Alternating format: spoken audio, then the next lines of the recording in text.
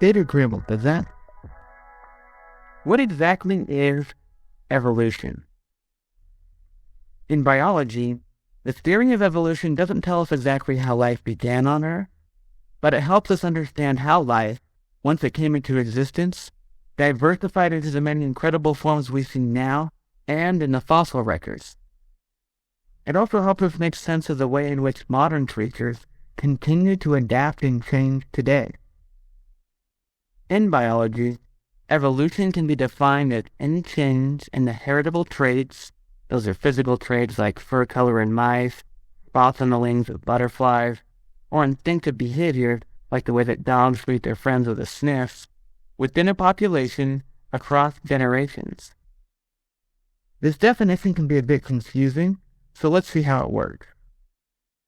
All healthy living things, from single-celled amoebas to flowers to dolphins, are capable of reproduction. We have children, we make copies of ourselves. We do this by duplicating our DNA and passing that DNA on to future generations. DNA is a chain-like chemical stored inside each one of these cells, which tells them how to grow and function. Your DNA contains coded information on how to build you. The information in your DNA is different than that of, say, a daffodil's DNA, which is why you look and function differently than a daffodil. The information in your DNA is slightly different than that of Elvis Presley, which is one of many reasons you don't look or act quite like he did. Single-celled amoebas and other simple creatures reproduce by copying their DNA inside their guts, moving both copies to either side of their body, splitting in two right down the middle, and then growing back to full size. If all goes well, the two new amoebas will be exact copies of each other, but in nature, things aren't always perfect. When DNA is being copied, errors can occur which modify the DNA code. This is what we call a DNA mutation.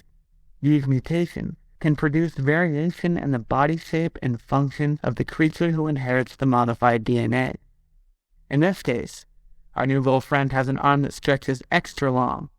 If he survives long enough to grow and reproduce, that extra stretchy arm, which is now coded for in his DNA, will be passed on to his children. Evolution. Any change in the heritable traits within a population across generations has officially occurred. Reproduction for dolphins and badgers and people is a little more complicated. We have to find ourselves a partner. When two badgers get together and, fall in love, a sperm cell from the father, which contains a copy of half of his DNA, only half, combines with the egg cell of the mother, which contains half a copy of her DNA.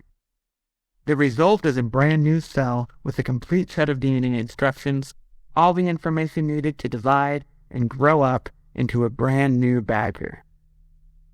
The new child matures to be similar to her parents, but also unique because she develops some traits from her mother's DNA and some from her father.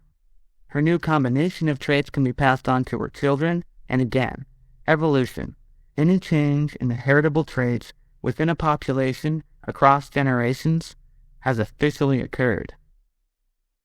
The massive amount of observable evidence from many different fields such as genetics, chemistry, paleontology, and mathematics overwhelmingly suggest that just like all dogs share a common ancestor, all living things, me, you, pufferfish, banana trees, if you go back far enough, also share a common ancestor. We are literally related. We don't know what the first life form was or exactly how it came to be, but the simple process of reproduction with variation over billions of years looks to be responsible for all the diversity of life we see today. Now, you might be saying, wait a minute, hold on here. Isn't evolution random? To do something functional like turn a wolf into an adorable mini poodle, random evolution had to be carefully guided by an intelligent dog breeder. Researchers claim that all mammals evolved from an ancient shrew-like creature, but the difference between a shrew and an elephant is far greater than that of a wolf and a poodle. Who guided that process? Who was the breeder? In the mid-1800s, two men, Charles Darwin and Alfred Russel Wallace, independently discovered that a breeder is not necessarily needed. There is another force capable of guiding random evolution to produce order and complex function. They called it natural selection, which happens to be the entire topic of our next video. But before you move on, let's recap what we've learned so far. Biological evolution is any change in the heritable traits within a population across generations. All healthy living things can make copies of themselves, but they do so imperfectly. Small variations can add up over generations to create dramatic differences in the body form and function of living creatures. Evidence overwhelmingly suggests that all life on Earth is related. So remember, next time you invite family and friends over for a holiday feast, you're actually just inviting family. That includes the turkey and the pumpkin in the pumpkin pie.